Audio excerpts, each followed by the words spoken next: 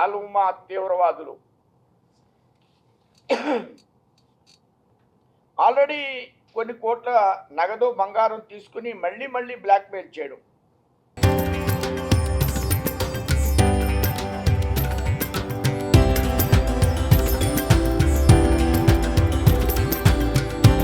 తరతరాలుగా తరగని స్వర్ణ బంధాలు మన మానిపల్లి జ్యువెలర్స్. ఇంటి మొత్తాన్ని తన గుప్పిట్లో పెట్టుకుని భర్త అనారోగ్యాన్ని గమనించి అతనికి విషం ఇచ్చి చంపేసిన సాదిక్ ఖాన్ చివరి అంశంగా ఆమె పేరు మీద ఉన్న మొత్తం యావదాస్తిని తన పేరున రాసి నూకరాజు, అతని భార్య, మనవడు కార్తికేయ, సౌజన్య కుటుంబం మొత్తం ఇస్లాం మతం స్వీకరించాలని కండిషన్ పెట్టిన సాదిక్ ఖాన్ లేని పక్షంలో ఈ ప్రైవేట్ ఫోటోలు, వీడియోలు బయటి ప్రపంచానికి చెప్పడమే కాకుండా తన భర్తను హతం చేసినట్లు కుమారుని కూడా హతమారుస్తానని బెదిరించడం.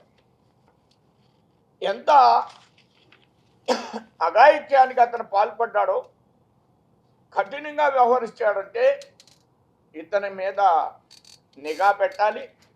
ఇతని ఆలోచనల మీద చాలా మూలాలు ఉన్నాయి. నిన్నే బంగ్లాదేశ్లో మన ఇద్దరు హిందూ కుటుంబాలు చంపేశారు.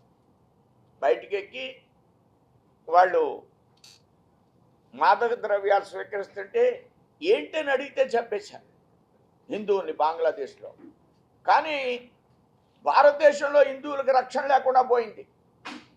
బంగ్లాదేశ్లో ఎలాగా లేదు, పాకిస్తాన్లో ఎలాగా లేదు, భారతదేశంలో కూడా హిందువులకు రక్షణ లేకుండా పోవడం అంటే దీని అసలు గవర్నమెంట్ సీరియస్గా తీసుకోవాలి. మేము దీంట్లో ఉన్నప్పటికి కూడా ఇది మా పార్టీ ఈవేళ ఈ విషయాన్ని సీరియస్గా తీసుకుంది. ఈవేళ అన్ని ఎస్పీలకు కూడా కంప్లైంట్లు ఇవ్వడం, దీన్ని సీరియస్గా తీసుకుని ప్రభుత్వం ఇన్వెస్టిగేట్ చేయాలి అనేది మా యొక్క ఆలోచన. ప్రభుత్వం వెంటనే డీజీపీ, హోంమంత్రి దీని మీద వారి యొక్క అభిప్రాయాన్ని తెలియజేయాలనేది భారతీయ జనతా పార్టీ డిమాండ్ చేస్తుంది.